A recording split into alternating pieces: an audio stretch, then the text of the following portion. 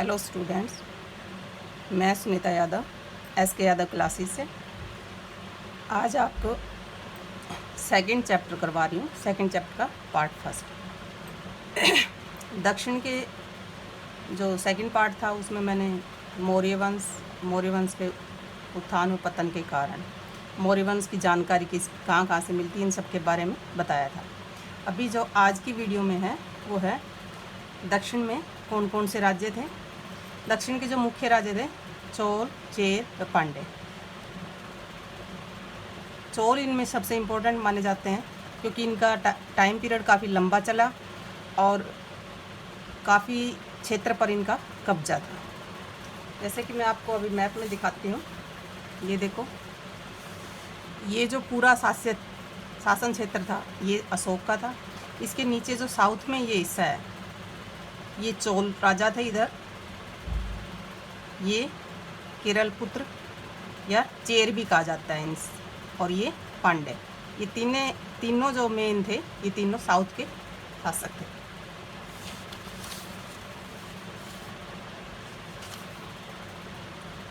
अभी मैं जो पहला बता रही हूँ वो है चोल वंश। चोल वंश दक्षिणी भारत का एक महत्वपूर्ण राजवंश माना जाता है। इसका उद्भव महाभारत काल से माना जाता है। कहा जाता है कि उस समय ही इसकी स्टार्टिंग हुई थी। चोलों की जो राजधानी थी चोल शासकों की वो पुहार थी, जिसे कावेरी पट्टनम के नाम से कहा जाता है। चोल शासकों का शासन, जो प्राचीन चोल शासक थे, उनका 2री शताब्दी से 4थी शताब्दी तक रहा। बीच में जो है चोल शासक काफ़ी कमज़ोर हो गए थे चेर और पांड्य शासकों की वजह से, और ये इसके हमें जो अवशेष है बहुत कम मिलते हैं। लिखित में भी बहुत कम प्रमाण है हमारे पास। लेकिन बाद में इनकी खोई हुई शक्ति 9वीं शताब्दी के आसपास दोबारा पुनर्जीवित हुई और 13वीं शताब्दी तक चली।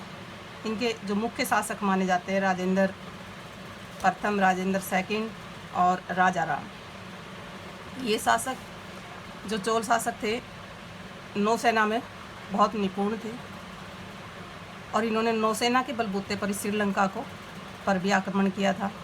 इन्होंने कई बड़े बड़े मंदिरों का निर्माण करवाया जो हमें आज भी देखने को मिलते हैं।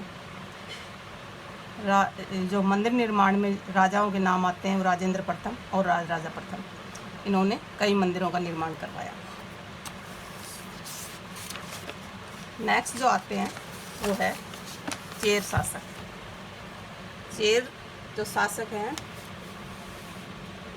चेर शासकों को केरल पुत्र भी कहा जाता है।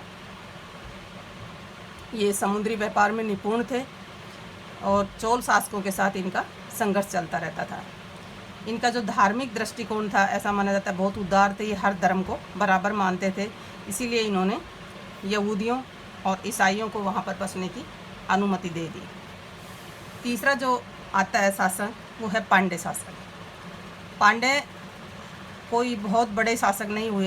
ये सरदारी पद्धति के लिए प्रसिद्ध है। सरदारी मतलब एक सरदार होता था जो पूरी कम्युनिटी को नेतृत्व करता था।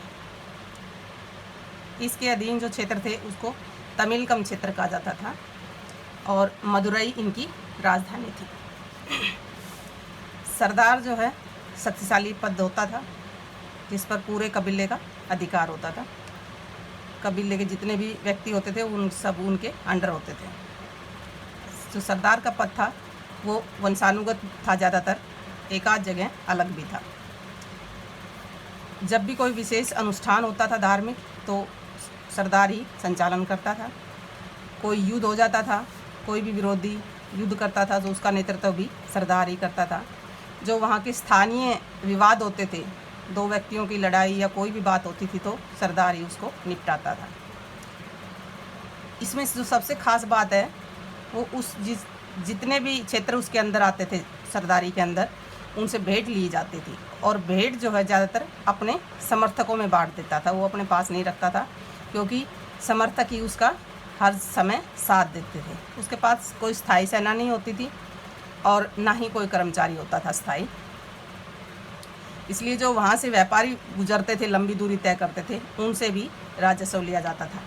एक तरह से बिना सेना बिना उसके भी एक राजा की तरह वो सारे काम निपटाता था। सरदारी पत्ती जो है दक्षिण में बहुत प्रसिद्ध थे पांड्य शासकों।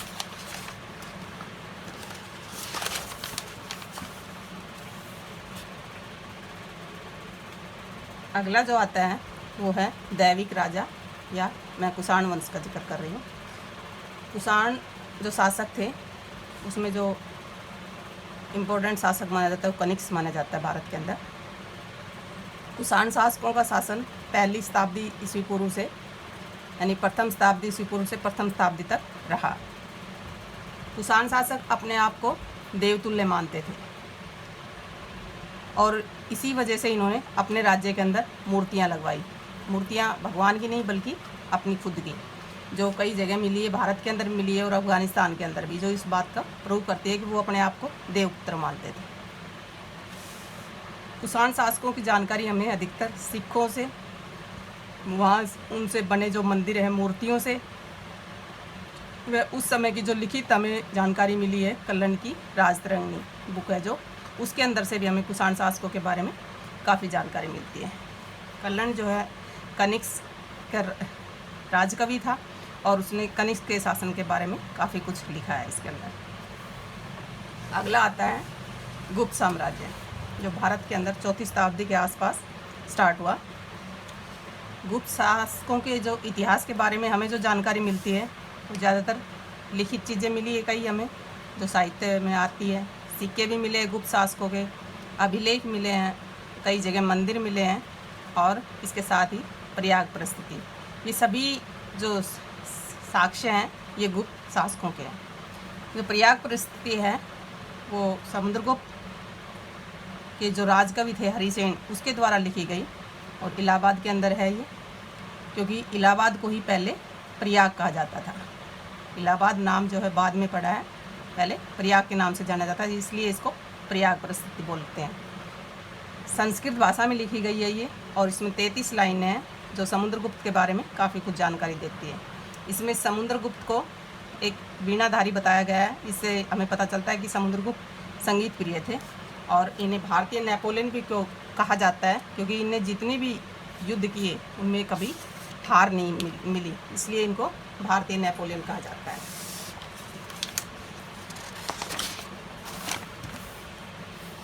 आगे जो आता है वो है जनता में राजा की उस समय क्या छवि थी। उस समय के जितने भी हमें साक्ष्य मिलते हैं उनसे हमें पता चलता है कि कोई ज़्यादा अच्छी छवि राजा की नहीं थी, क्योंकि राजा डायरेक्ट रूप में जनता के सामने बहुत कम जाते थे। जहाँ तक वे पंचतंत्र की जितनी भी कथाएं मिली हैं उन साक्ष्यों के आधार पर ही हम ये अर्थ निकाल सकते हैं कि राजा व प्रजा के ज़्यादा अच्छे संबंध नहीं थे। ज़्यादातर जो उस समय की प्रजा थी किसी भी चीज़ के लिए राजा को कोसती थी और राजा के जो अधिकारी होते थे वो टैक्स वसूलने में किसी भी तरह प्रजा के साथ न्याय नहीं करते थे और टैक्सों से दुखी होकर प्रजा जो है आदि जंगलों में चली जाती थी। तो ज़्यादा दबाव बनता था अधिकारियों का, तो वो अपना घर बार ज़मीन छोड़ करके जंगलों में चली जाती थी। इस तरह से हमें पता चलता है कि राजा और प्रजा की उस समय ज़्यादा अच्छे संबंध नहीं थे। आगे आता है उस समय खेती में जो तरीके थे भारत में वो क्या थे, या उपज बढ़ाने के लिए क्या क्या प्रयोग किया गया था। उस समय खेती में ज़्यादातर हल्का प्रयोग होता था और जो गंगा घाटी थी उत्तर में उसमें ज़्यादातर लोहे की फाल प्रयोग होती थी, क्योंकि ज़मीन बहुत टाइट थी और ज़मीन में अच्छी खेती हो इसके लिए प्रयोग की जाती थी। पंजाब व राजस्थान में 20वीं शताब्दी के आसपास हल का प्रयोग किया गया।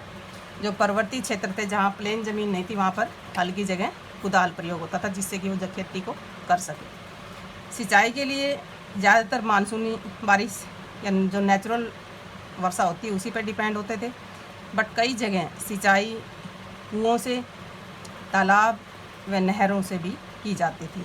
ज़्यादातर ये साधन लोग आपस में मिलकर ही जुटाते थे। कुछ जगह ऐसे एग्जाम्पल मिले हैं कि राजा की सहायता से भी ये उपयोग किए जाते थे।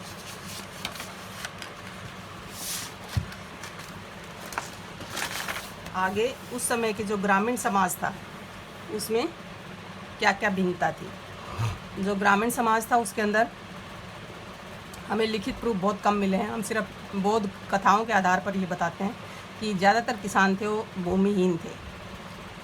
या खेतीहर जो कि दूसरे से खेती लेकर फिर खेती करते थे, या छोटी किसान थे। ज़्यादातर ज़मीन का मालिक जमींदारों के पास था, मालिकाना हक, इसलिए जमींदारों की ही समाज में चलती थी। छोटे किसान और छोटे जमींदार को गृहपति कहा जाता था, जो पाली भाषा का शब्द है, और जो पूरे समाज का एक तरह से या पूरे घर का देखभाल करता है। बड़े जमींदार ज़मीन के मालिक होते थे, बहुत बड़ी बड़ी ज़मीनें होती थी उनके पास, और ज़्यादातर बड़े जमींदारों के पास ही ग्राम प्रधान का पद होता था। ग्राम प्रधान शक्तिशाली व्यक्ति माना जाता था, जो पूरे गांव पर नियंत्रण होता था, पूरे किसानों पर नियंत्रण होता था, और ये पद वंशानुगत होता था। एक बार जिस परिवार में ग्राम प्रधान होता था, वो उसी परिवार से ग्राम प्रधान बनता चला जाता था। आगे आता है इसमें भूमिदान। हमें कई अभिलेखों से पता चलता है कि उस समय भूमिदान भी किया जाता था। ऐसे प्रमाण हमें कई ताम्रपत्रों से, कई अभिलेखों से मिलता है, कई जगह मंदिरों में लिखा मिलता है।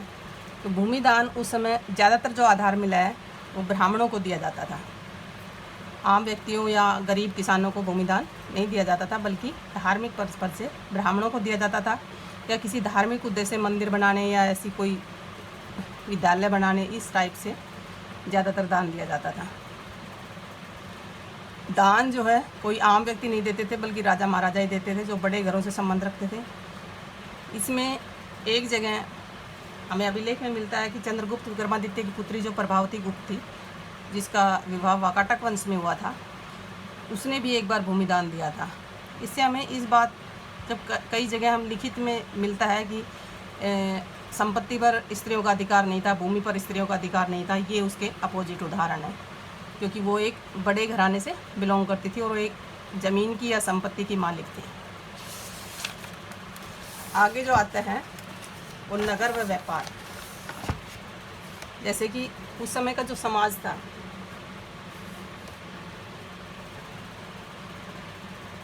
जो गांव का जो समाज था वो ज़्यादातर कृषि पर डिपेंड था, लेकिन जो व्यापारिक वर्ग था वो अधिकतर नगरों में रहता था। नगर हर जगह नहीं मिलते थे, बल्कि या तो ज़्यादातर महाजन पदों की राजधानियाँ होती थी, या जो बड़े राजमार्गों पर, व्यापारिक मार्गों पर स्थित थे बड़े नगर, समुद्र तट पर कोई स्थित था। जैसे मैंने यहाँ 3-4 नगरों का जिक्र किया है, जिसमें पाटलिपुत्र जो कि मगध की राजधानी थी और गंगा नदी तट पर स्थित है। उज्जैनी जो व्यापारिक मार्ग पर पड़ता था, पुहार जो समुद्र तट के किनारे था, जो समुद्री मार्ग से व्यापार होता था वो पुहार के थ्रू होता था। मथुरा जो है धार्मिक व सांस्कृतिक के लिए काफ़ी पॉपुलर था उस समय।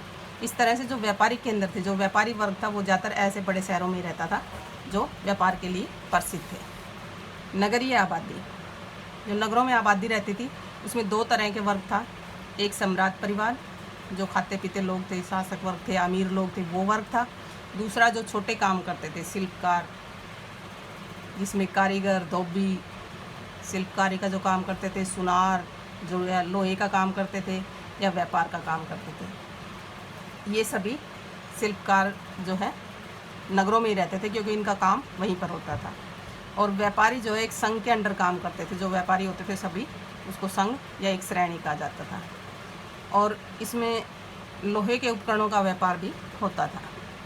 सम्राट परिवार थे, उसके अंदर शासक वर्ग था या अमीर लोग थे, जो संपन्न वर्ग कह सकते हैं, जो बड़े बड़े किलेबंद घरों में रहते थे। खुदाई के अवशेषों से हमें यही पता चला है कि ज़्यादातर इनके पास सभी सुख सुविधाएं उपलब्ध थी, क्योंकि जो खुदाई के दौरान मिला है उसमें सोने चांदी के महंगे आभूषण और उपहार मिले हैं। इससे जो समाज का वर्ग अंतर है वो हमें दर्शाता है। आगे आता है उपमहाद्वीप का बाहरी देशों के साथ कैसा व्यापार था। क्या भारत का व्यापार दूसरे देशों के साथ भी था? उस समय भारत का व्यापार अन्य देशों के साथ था, खासकर रोमन साम्राज्य के साथ। रोमन साम्राज्य में भारत के जो गरम मसाले थे, चाय पत्ती थी और काली मिर्च, इन चीज़ों की बहुत ज़्यादा डिमांड थी। इसके अलावा भारत का व्यापार मध्य एशिया में भी होता था। समुद्री मार्ग से चीन, दक्षिण एशिया तथा अफ्रीका के देशों के साथ भी व्यापारिक मार्ग थे। कुछ सामान बाहर से भारत में आता था और भारत के सामान की बाहर ज़्यादा वैल्यू थी, यानी जो हम इंपोर्ट करते थे उससे ज़्यादा हम उस समय एक्सपोर्ट करते थे, क्योंकि भारत के गरम मसाले, कपड़े, इन चीज़ों की विदेशों में बहुत डिमांड थी, खासकर सिल्क। सिक्के व राजा। सिक्के कब चले और राजाओं का उनसे क्या संबंध था। सिक्कों का जो चलन था उससे क्या हो गया, व्यापार आसान हो गया। जब सिक्के नहीं आए थे तो ज़्यादातर व्यापार एक चीज़ की बदले दूसरी चीज़ लेन देन में ही होता था, लेकिन सिक्कों के आने से व्यापार में आसानी हो गई क्योंकि उसमें आराम से सिक्के दिए जा सकते थे। 6वीं शताब्दी के आसपास हमें जो चांदी और तांबे के आहत सिक्के मिले खुदाई के दौरान, सबसे पहले जो सिक्के मिले हैं वो यूनानी शासकों के मिले हैं। भारत में सबसे प्रथम सिक्के कुषाण शासकों के माने जाते हैं जो प्रथम शताब्दी के इस आसपास जारी किए गए।